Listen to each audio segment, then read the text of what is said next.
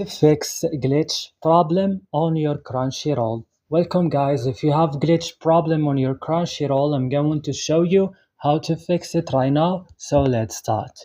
You just have to open your settings of your phone, click on apps option and search for Crunchyroll and click.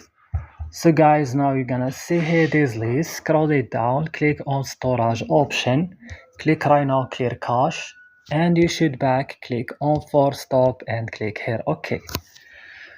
So move to Play Store or App Store and update your Crunchyroll, and after that guys, restart your device and that's it. Hopefully don't forget to like and subscribe and see you next video.